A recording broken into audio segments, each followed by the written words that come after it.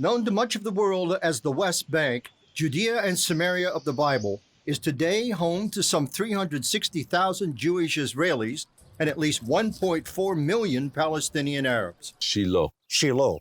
the first capital of ancient Israel. That's right. The place where the tabernacle stood for 369 years. Whoa.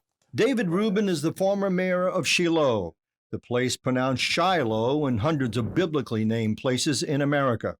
We talked together overlooking the route in which the biblical patriarchs Abraham, Isaac, and Jacob would have traveled. This is where Joshua stood before the Israelites and he said, "How long will you wait before coming to take possession of the land that the Lord God of your fathers has given you?" This is the place where the woman Hannah came to pray for a son. The son who was born from her prayers was Samuel the prophet, who grew up into prophecy in Shiloh along with the people of Israel. And that is the issue that remains today. This is the land that God gave you. As a special responsibility to cherish it and to take care of it. Reuben's commitment to the land came at a personal price when he and his son were ambushed by terrorists while traveling on the road home. The car was hit by a massive hail of bullets, and I was shot in my leg. My son was shot in the head. Is your son still alive today? Thank God my son is alive today. He had a miraculous recovery. The bullet missed his brain stem by 1 millimeter. Why do people choose to live in the middle of the threat of violence, their children, so forth, being exposed to this? Why do people want to be here? We've come home. We're fulfilling prophecy in these times. Some 230 Israeli families live in Shiloh today, 35 years after it was reestablished in 1978. And yet Palestinian Authority Chairman Mahmoud Abbas said recently that a future Palestinian state in this area must be completely free of Jews. There never was a Palestinian state. It's all an illusion. It's all a political game by the Islamic world to try and make sure that Israel doesn't have the right to exist anymore. And how do you feel about the land for peace negotiations? You give up the land, there's going to be peace. It's time for a new plan, which is called Peace for Peace. Which is? Which is we extend our hand in peace, they extend their hand in peace, we shake it and we have peace, we sign a peace treaty, and all is well. Shiloh is in biblical Samaria, north of Jerusalem. Judea and Samaria, including the Jordan Valley, is 79 miles long and between 19 and 34 miles wide. To the south of Jerusalem and Bethlehem is a large block of Jewish communities in Judea called the Gush Etzion, in another part of what the world calls the West Bank. We're at the highest point in Gush Etzion.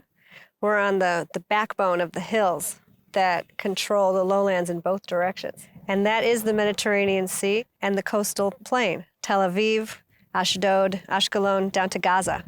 And we can see the rockets come out of there. And when you look this way, we look east, we're looking towards Jordan. First we have the hills here, which belong to Gush Etzion. They go from Hebron all the way up to Jerusalem, and there's Jordan on the other side. That's it, that's all we got. This is the width, and we're on top. Ruthie Lieberman is a wife and mother. Originally from Ohio, she is raising her family in a community called Alon Shavot, which means return to the oak tree in Gush Etzion. Jews established several farming communities here before the State of Israel in 1948, but during Israel's War of Independence, they were destroyed and the residents killed or driven away. After the 1967 Six-Day War, the Jews returned to rebuild here. Who are your neighbors? I think having Lebanon in the north, Syria to the northeast, then we come around and have Egypt to the south. We're not in a great area. There are 24 Muslim states surrounding Israel from Morocco to Iran, more than 8 million square miles of land, more than 500 times the size of Israel, where some 500 million people live. Judea and Samaria stand between Israel's major population centers and the Arab world. Without it, in some places, Israel is just 9 miles wide. The Arabs, many factions, Palestinians, hate the Jews. Do you hate the Arabs? I don't think the Arabs who live nearby in the village over there, I don't think they hate me. I think they're taught to hate me. We have our Arab friend, whom I know by name, I know his profession, I know the names of his kids, he's behind the cheese counter with this huge cleaver. And he said, you know, what can I get you? And he's our friend. And I'm not afraid. I'm actually encouraged. 20 years ago, then Israeli Prime Minister Yitzhak Rabin and PLO leader Yasser Arafat signed the Oslo Accords and shook hands on the White House lawn. And still, there is no peace. Do you see that this could possibly become a future Palestinian state? If it were to become a Palestinian state, I would imagine that it would be because there's some huge breakthrough and the whole world believes that now we have peace in this part of the world. And if that's true, then I can live here.